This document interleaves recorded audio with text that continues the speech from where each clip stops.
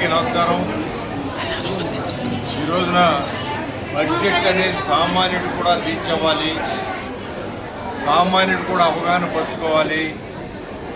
మన రాష్ట్రం ఉన్న పరిస్థితిలో ఏ విధంగా బడ్జెట్ని ఒక దశల వారీగా మనం ఎలకేషన్స్ పెట్టుకుంటూ ముందుకు వెళ్తే ఏ విధమైన లాభాలు సమాజానికి వస్తాయి.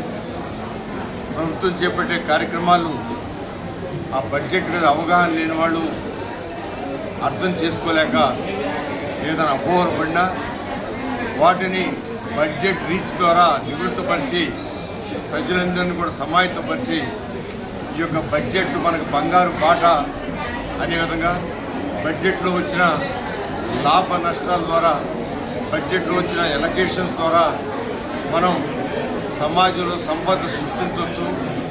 మన బడ్జెట్ అంతా కూడా అది పేదల సంక్షేమం కోసం, అభివృద్ధి కోసం, ఈ అభివృద్ధి ద్వారా సంపద సృష్టించడానికి మరిన్ని సంక్షేమ కార్యాలు ఇవ్వడానికి ఏర్పాటు చేసే బడ్జెట్.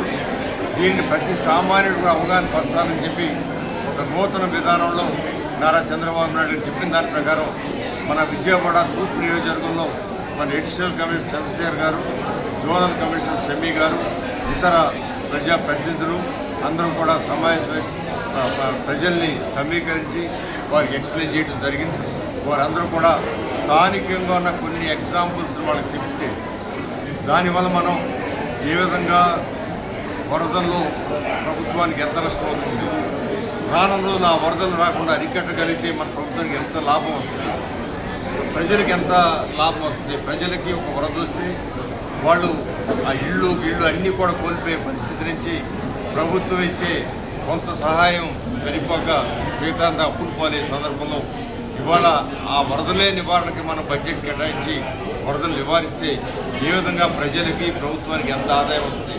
దానికి అయ్యే ఖర్చు, ఆ వరదల నివారణ కోసం అయ్యే ఖర్చు 200 కోట్లు అయితే గవర్నమెంట్కి ప్రజలకి దానివల్ల రక్షణ పొంది 2000 కోట్లు మనకి ఒకే సంవత్సరం లాభం వచ్చే సందర్భాలు ఉంటాయని చెప్పి ఇవన్నీ కూడా సామాన్యులు ఎక్స్ప్లెయిన్ చేసి ప్రయత్నం చేయడం జరిగింది. చంద్రబాబు నాయుడు గారికి కృతజ్ఞతలు తెలియజేస్తాం.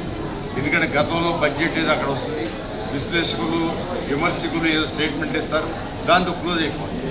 కానీ అలా కాకుండా ప్రజల్లోకి తీసుకెళ్ళి బడ్జెట్ అంటే దాని వచ్చే లాభాలు ఇవన్నీ మనం చెప్పగలిగినప్పుడు వాళ్ళను కూడా అవగాహన వచ్చి మన సమాజ అభివృద్ధికి వాళ్ళు కూడా సాయం చేసే పరిస్థితి ఏర్పడుతుంది. కాబట్టి నేను ఒక మంచి కార్యక్రమంగా మేము తీసుకుంటాం. మరొకసారి ఈ కార్యక్రమాన్ని చేపట్టమని చెప్పిన కూటమి నాయకులైన నారా చంద్రబాబు నాయుడు గారికి, పవన్ కళ్యాణ్ గారికి మనస్ఫూర్తిగా